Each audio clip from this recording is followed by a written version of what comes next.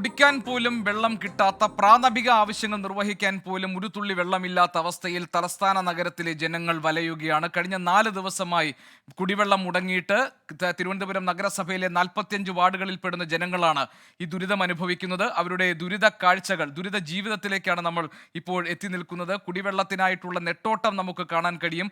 നഗരപ്രദേശങ്ങളിൽ പലയിടങ്ങളിലും ഇപ്പോഴും വെള്ളം ടാങ്കറുകളിൽ എത്തിക്കാൻ പോലും കഴിയാത്ത അവസ്ഥയുണ്ട് എന്ന് ജനങ്ങൾ സാക്ഷ്യപ്പെടുത്തുന്നു. ഇന്ന് വൈകിട്ട് 4 മണിയോടുകൂടി പമ്പിംഗ് സ്ഥാപിക്കുമെന്നും ജലവിതരണം പഴയ പോലെ തന്നെ ആകും എന്നുമുള്ള ഉറപ്പായിരുന്നു അധികൃതർ നൽകിയിരുന്നത്. പക്ഷേ ആ ഉറപ്പുകളും ജലരേഖയായി മാറിയിരിക്കുന്നു, പാഴ്വാക്കുകളായി മാറിയിരിക്കുന്നു. ഇപ്പോഴും തലസ്ഥാന നഗരിയിൽ വെള്ളമില്ലാതെ ദുരിതമനുഭവിക്കുകയാണ്.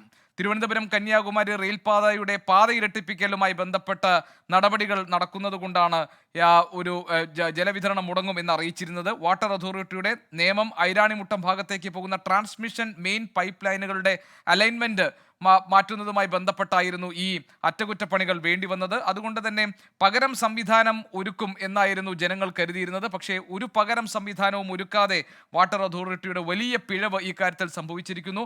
കുടിവെള്ള പ്രതിസന്ധി രൂക്ഷമായതോടുകൂടി വെള്ളം കിട്ടാത്ത സാഹചര്യം ഉണ്ടാവുകയും പ്രതിഷേധങ്ങൾ ശക്തിപ്പെടുകയും ചെയ്ത സാഹചര്യത്തിലാണ് മന്ത്രി വി ശിവൻകുട്ടിയുടെ അധ്യക്ഷതയിൽ കഴിഞ്ഞ ദിവസം ഒരു യോഗം ചേർന്നത്. ആ യോഗം സ്ഥിതിഗതികൾ വിലയിരുത്തുകയും ഇന്ന് എന്തായാലും വെള്ളം പുനഃസ്ഥാപിക്കാൻ വേണ്ടിയുള്ള ജലവിതരണം പുനഃസ്ഥാപിക്കാൻ വേണ്ടിയുള്ള നടപടികൾ ഉറപ്പായും ഉണ്ടാകും എന്ന് അറിയിക്കുകയും ചെയ്തതാണ്. ഇന്ന് ജലവിഭവ വകുപ്പ് മന്ത്രി റോഷി അഗസ്റ്റിനും 4 മണിയോടുകൂടി പമ്പിംഗ് പുനരാരംഭിക്കും എന്ന് പറഞ്ഞിരുന്നെങ്കിലും ഇപ്പോഴും വെള്ളം എത്തിക്കാൻ കഴിഞ്ഞിട്ടില്ല. പ്രാഥമിക ആവശ്യങ്ങൾക്ക് പോലും വെള്ളമില്ലാത്ത അവസ്ഥയിൽ കഴിയുന്നുണ്ട് ഈ 45 വാർഡുകളിൽ പലയിടങ്ങളിലുമുള്ള ജനങ്ങൾ. പകരം സംവിധാനം ഒരുക്കിയിട്ടില്ല. പ്രധാന പോയിന്റുകളിൽ മാത്രമാണ് കുടിവെള്ളം എത്തിക്കാൻ ഇപ്പോൾ കൗൺസിലർമാർ ഇടപെട്ടിട്ട് പോലും സാധിച്ചിട്ടുള്ളത്. 10,000 ലിറ്റർ വെള്ളം കൊണ്ടുവരുന്ന ശേഷിയുള്ള വാഹനങ്ങൾ അത് വീതി കൂടിയ നിരത്തിലൂടെ മാത്രമേ സഞ്ചരിക്കുന്നുള്ളൂ. അതുകൊണ്ട് തന്നെ ആ റോഡിനോട് ചേർന്ന് നിൽക്കുന്ന വീടുകളിൽ മാത്രമേ വെള്ളം കിട്ടുന്നുള്ളൂ എന്ന ആക്ഷേപം ഇതിന് പുറമെ ഉയരുന്നുമുണ്ട്. ഏതായാലും പ്രശ്നം പരിഹരിക്കപ്പെട്ടിട്ടില്ല. കുടിവെള്ളമില്ലാതെ നെട്ടോട്ടമോടുന്നു കേരളത്തിൻ്റെ തലസ്ഥാന നഗരിയിലെ ജനങ്ങൾ. തിരുവനന്തപുരം കോർപ്പറേഷന്റെ 45 വാർഡുകളിൽ ഈ ദുരിതം അനുഭവിക്കുകയാണ് അവിടുത്തെ ജനങ്ങൾ. പ്രശ്നം പരിഹരിക്കപ്പെട്ടിട്ടില്ല. പരിസ്ഥിതി പ്രവർത്തകൻ ശ്രീ CR നീലകണ്ഠൻ നമ്മളോടൊപ്പം ഉണ്ട് ഈ വൈകുന്നേരം. ശ്രീ CR, ഇതിപ്പോൾ തികഞ്ഞ അനാസ്ഥ, അതായത് എന്തായാലും കുഴപ്പമില്ല, എങ്ങനെയെങ്കിലും കാര്യങ്ങൾ നടക്കട്ടെ എന്ന ഒരു തോന്നൽ, അത് ഉദ്യോഗസ്ഥരുടെ ഭാഗത്തുനിന്നുണ്ട്, മന്ത്രിയുടെ ഭാഗത്തുനിന്നുണ്ട്, അതോടൊപ്പം തന്നെ ജനപ്രതിനിധികൾക്ക് അതിൽ ഉത്തരവാദിത്തമുണ്ട്. ഇത്ര ടേക്കൺ ഫോർ ഗ്രാൻഡഡ് ആയിട്ട് എങ്ങനെയാണ് ഈ കാര്യങ്ങൾ നടപ്പാക്കുന്നത് നമ്മുടെ നാട്ടിൽ? ശ്രീ CR നീലകണ്ഠൻ. ഗോപീഷ, കേരളം മുഴുവൻ വലിയ തോതിൽ മഴയിൽ മുങ്ങുന്നു. തലസ്ഥാന നഗരത്ത് കുടിക്കാനോ പ്രാഥമിക ആവശ്യങ്ങൾക്കോ വെള്ളം കിട്ടുന്നില്ല. ഇതിലൊരു വൈരുദ്ധ്യം നമ്മൾ ശ്രദ്ധിച്ചിട്ടുണ്ടോ? കേരളം മഴയിലാണ്. ഇപ്പോൾ കൊച്ചിയടക്കം ഞാനിരിക്കുന്ന സ്ഥലത്ത് മഴ പെയ്തുകൊണ്ടിരിക്കുകയാണ്. കേരളത്തിൽ അതിവർഷമാണ് ഒരു വശത്ത്. രണ്ടാമത്തെ വിഷയം, ഇവിടെ വാട്ടർ അതോറിറ്റി അങ്ങേയറ്റത്തെ കെടുകാര്യസ്ഥതയും അഴിമതിയുമുള്ളൊരു സ്ഥാപനമാണ് എന്നതൊരു രഹസ്യമൊന്നുമല്ല. വാട്ടർ അതോറിറ്റി സ്വകാര്യവൽക്കരിക്കാൻ പോകുന്നു എന്ന് വലിയ തോതിൽ അതിനെതിരെ തിരുവനന്തപുരത്തും കൊച്ചിയിലുള്ള പദ്ധതിക്കെതിരെ, അവരുടെ എന്താ പറയുക, ADBD ഒക്കെ പദ്ധതിക്കെതിരെ സമരം ചെയ്ത ആളുകളാണ് ഞങ്ങളൊക്കെ. ഇപ്പോൾ ജനങ്ങൾ ഒരുപക്ഷെ പറയും ഇത് സ്വകാര്യവൽക്കരിച്ചാലും വേണ്ടില്ല, ഞങ്ങൾക്ക് എങ്ങനെയെങ്കിലും ഇത് കിട്ടിയാൽ മതി, വെള്ളം കിട്ടിയാൽ മതി. കാരണം അവിടെ തത്വശാസ്ത്രമോ വൈരുദ്ധ്യാത്മകവാദമൊന്നും പ്രസക്തമല്ലല്ലോ കുടിവെള്ളം കിട്ടാണ്ടിരിക്കുമ്പോൾ. അപ്പോൾ പ്രാഥമിക ആവശ്യത്തിന് വെള്ളം കിട്ടാൻ ഇനിയിപ്പോൾ ഏത് ചെകുത്താനെ ഏൽപ്പിച്ചാലും കുഴപ്പമില്ല എന്ന് ജനങ്ങളെ കൊണ്ട് പറയിക്കുക എന്നൊരു ലക്ഷ്യം സർക്കാരിനുണ്ട്, അല്ലെങ്കിൽ ഇതിൻ്റെ വകുപ്പ് മന്ത്രിക്കോ ആളുകൾക്കോ ഉണ്ട് എന്ന് ഞാൻ സംശയിക്കുന്നു. ഒന്നാമത്തെ കാര്യം, ഇത് ഇപ്പോൾ ഞാൻ ഇതിൽ സമരം ചെയ്യുന്നതുകൊണ്ടാണ് പറയുന്നത്. ഇവർ കെടുകാര്യസ്ഥതയുള്ളവരാണ്. ഇപ്പോൾ ഞാനൊരു എഞ്ചിനീയറാണ്. ഇതിൽ വലിയ വലിയ എഞ്ചിനീയർമാരുണ്ട്, ലക്ഷക്കണക്കിന് രൂപ ശമ്പളം മാസം വാങ്ങുന്ന എഞ്ചിനീയർമാരുണ്ട്.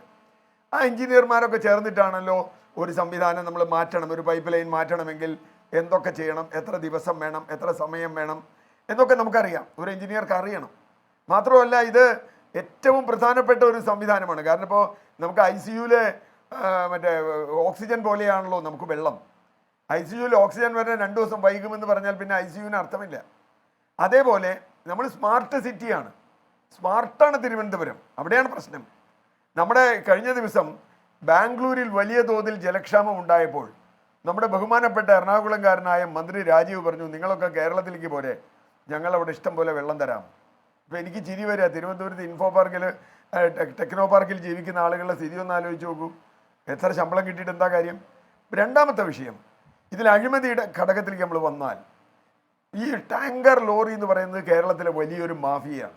എറണാകുളത്തുണ്ട്, അത് മിക്കവാറും കോഴിക്കോടും ഒക്കെ നഗരങ്ങളിലൊക്കെ ഉണ്ടാവും. ഈ ടാങ്കർ ലോറിക്കാർ ഇതിൽ വലിയൊരു പങ്ക് വഹിക്കുന്നുണ്ടാവും. കാരണം ഇപ്പോൾ പറഞ്ഞില്ലേ, 2000 രൂപ കൊടുത്താൽ വെള്ളം കിട്ടും. 2000 രൂപ മുൻകൂർ അടച്ച് വെള്ളം വാങ്ങിക്കുന്ന ആളുകൾ തിരുവനന്തപുരത്ത് മതിയെന്നേ, ബാക്കി ആളുകൾ ആവശ്യമില്ല. അപ്പം അങ്ങനെ വരുമ്പോൾ അതിൻ്റെ പിന്നിൽ അങ്ങനെ ഒരു കൂട്ടരുണ്ടോ നമ്മൾ പരിശോധിക്കേണ്ടതുണ്ട്. പക്ഷേ ഒരു കുഴപ്പമുണ്ട്. ഇപ്പോൾ നമ്മുടെ ബഹുമാനപ്പെട്ട MLA, എനിക്ക് വളരെ പ്രിയപ്പെട്ട ആളാണ് VK പ്രശാന്ത്. അദ്ദേഹം മേയറായിരുന്നു. അദ്ദേഹം ഇപ്പോൾ പറഞ്ഞു വാട്ടർ അതോറിറ്റിക്ക് കുഴപ്പമുണ്ട്. ഇപ്പോഴാണോ മനസ്സിലായത്? 4 ദിവസം വെള്ളം കിട്ടാതിരുന്നു കഴിഞ്ഞാൽ വാട്ടർ അതോറിറ്റിക്ക് എന്തോ തകരാറുണ്ട്. ഇനി അത് അന്വേഷിക്കണം. എന്തന്വേഷിക്കും? നമ്മൾ എന്തന്വേഷിച്ചിട്ട് ആർക്കെതിരെ നടപടി എടുത്തേ ഗോപീഷ്ണ? ഏത് കാര്യത്തിൽ? ആമേഴഞ്ചാൻ തോട് നിങ്ങൾ എത്ര ദിവസം കൊണ്ടിടുന്നു? എത്ര ദിവസം കഴിഞ്ഞു? അതിൽ ആർക്കെതിരെ? ഒരു ചെറിയ ഉദ്യോഗസ്ഥക്കെതിരെ ഒരു സസ്പെൻഷൻ ഒഴിച്ചാൽ ആമേഴഞ്ചാൻ തോടിൽ ജോയി കൊല്ലപ്പെട്ടതുമായി ബന്ധപ്പെട്ടും അത്രയും മാലിന്യം വന്നതുമായി ബന്ധപ്പെട്ടും ഇത്രയും പ്രശ്നങ്ങൾ ഉണ്ടായിട്ടും ആർക്കെങ്കിലും ഒരാൾക്കെതിരെ നടപടിയെടുത്തോ? എന്തെങ്കിലും ഒരു അന്വേഷണം നടന്നോ? ഞാൻ പറയുന്നത് അത് നമ്മുടെ ജനങ്ങളെ ടേക്കൺ ഫോർ ഗ്രാൻഡഡ് ആണ്. അത് ശരി തന്നെയാണ്. എന്തു പറഞ്ഞാൽ ഈ ജനങ്ങൾക്ക് എന്താ ചെയ്യാൻ പറ്റുക? വെള്ളം കിട്ടിയില്ലെങ്കിൽ ഇപ്പോൾ കോൺഗ്രസ്സുകാർക്ക് പ്രതിഷേധിക്കാം, BJPക്കാർക്ക് പ്രതിഷേധിക്കാം, അതൊക്കെ ചെയ്യാം. പക്ഷേ കുടിവെള്ളം കിട്ടാത്തവനെ സംബന്ധിച്ചിടത്തോളം പ്രതിഷേധം കൊണ്ടൊന്നും ഒരു കാര്യമല്ലോ. അല്ല ഈ ബദൽ സംവിധാനം അല്ലെങ്കിൽ ഈ പകരം ഒരു സംവിധാനം എന്നത് ഒരുക്കുക എന്ന കാര്യം ഒരു കോമൺ സെൻസ് ആണല്ലോ. അതായത് അത് 48 മണിക്കൂറാകട്ടെ അല്ലെങ്കിൽ ഒരു 10 മണിക്കൂറാകട്ടെ, എങ്ങനെയായാലും കുടിവെള്ളം, ഇപ്പോൾ താങ്കൾ പറഞ്ഞത് ICUയിൽ ഓക്സിജൻ പോലെയാണല്ലോ നമ്മളെ സംബന്ധിച്ച് കുടിവെള്ളം. അപ്പോൾ കുടിവെള്ളം മുടങ്ങുന്ന ഒരു സാഹചര്യം ഉണ്ടെങ്കിൽ എല്ലാ ആളുകൾക്കും വെള്ളം എത്തിക്കാൻ അതിന് വേണ്ട ഒരു സംവിധാനം ഉണ്ടാക്കുക എന്നത് പ്രാഥമികമായ ഒരു ഉത്തരവാദിത്തമാണല്ലോ. അപ്പോൾ അത് നടക്കാതെ പോയതും ഈ അഴിമതിയും തമ്മിൽ എങ്ങനെയാണ് നമുക്ക് ബന്ധിപ്പിക്കാൻ കഴിയുക? അല്ല, ഞാൻ പറഞ്ഞത് ഉദാഹരണം, മന്ത്രിമാരെ വന്ന് എളിഭ്യരായി തിരിച്ചു പോകുന്നു. ശിവൻകുട്ടി, ഇപ്പോൾ റോഷി അഗസ്റ്റിൻ, ഇവർക്കൊക്കെ പറയാൻ നല്ലത്. ഇവർ പറഞ്ഞാൽ ആരെങ്കിലും എന്തെങ്കിലും വില എടുക്കുമോ? റോഷി അഗസ്റ്റിൻ എന്തെങ്കിലും വില ആർക്കെങ്കിലും ഉണ്ടോ? ഇവർ കൊടുത്ത വാക്കിന് എന്തെങ്കിലും വില ഈ ഭൂലോകത്തുണ്ടോ? ഇപ്പോൾ ബദൽ സംവിധാനത്തെക്കുറിച്ച് ചോദിച്ചു. ബദൽ സംവിധാനമില്ലാതെ ഒരു പൈപ്പ് ലൈൻ കട്ട് ചെയ്യാൻ പാടില്ല എന്നുള്ളത് പ്രാഥമികമായ ഒരു എഞ്ചിനീയറിംഗിൻ്റെ നിയമമാണ്.